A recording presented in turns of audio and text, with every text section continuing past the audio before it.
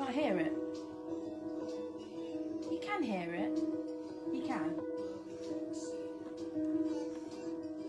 Yeah, so basically, once she was born, quite quickly they realised that she wasn't keeping her oxygen levels up. She was, you know, her colour wasn't right.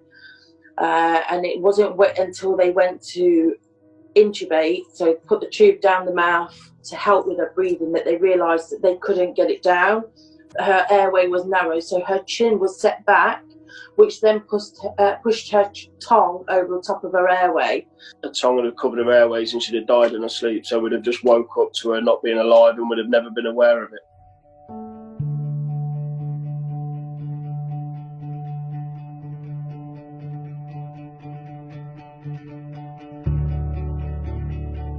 We had an episode where she turned blue, and I had to do basic life support whilst Carl called for the ambulance.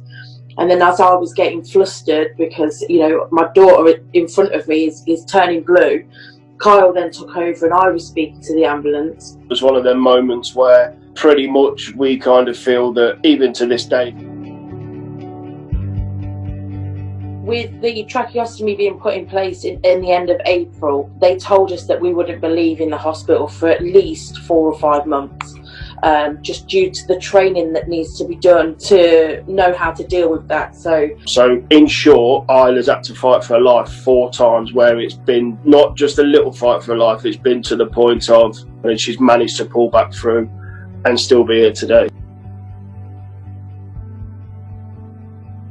Finally get the genetic diagnosis, and for a specialist doctor to kind of say this means a lot of Google because Isla's the only one in the world that's got this.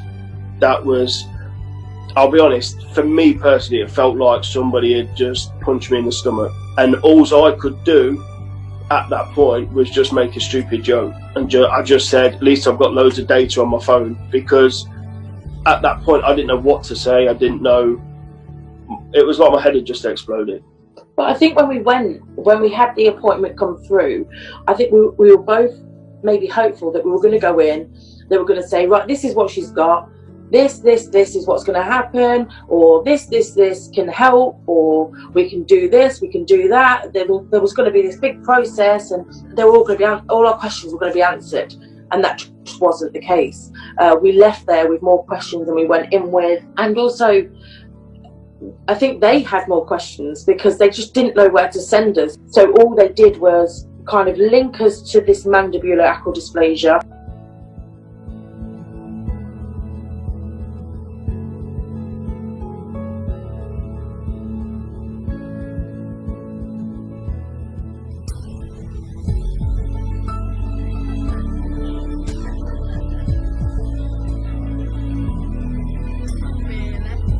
We ended up separating due to the stress of everything. I don't want to worry about what if this happens to Isla in 10 years. If that happens to Isla in 10 years, I'll deal with it. I will do what I need to do to support my daughter.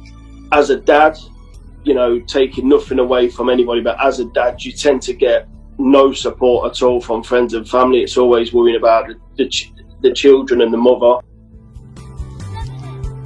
Yes, Isla.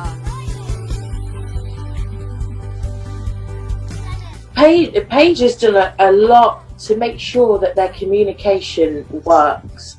Obviously with Isla's tracheostomy, her vocal communication is very difficult at times. She can be hard to understand. So Paige has made sure that that communication's there, whether that's with using Makaton, which is a sign language that is, you know, for younger children, making sure she's aware of that, using that.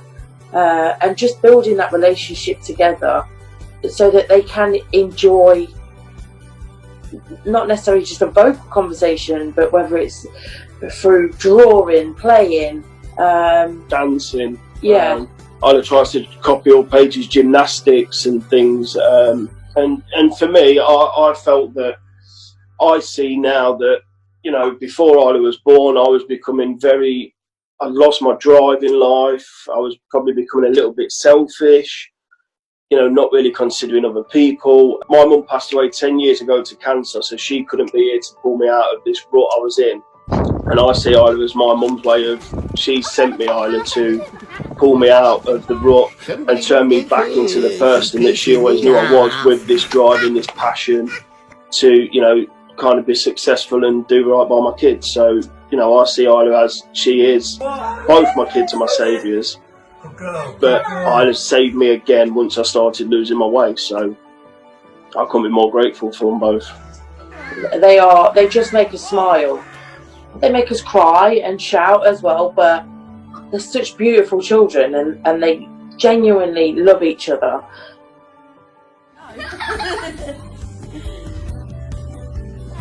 Go on then, you ready?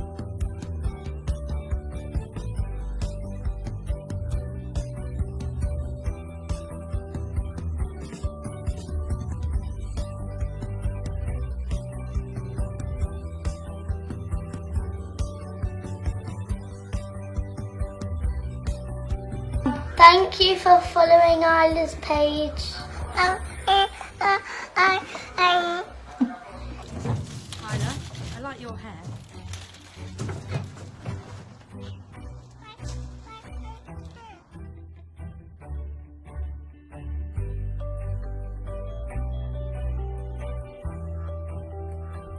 In the dog song. You chat, Bob.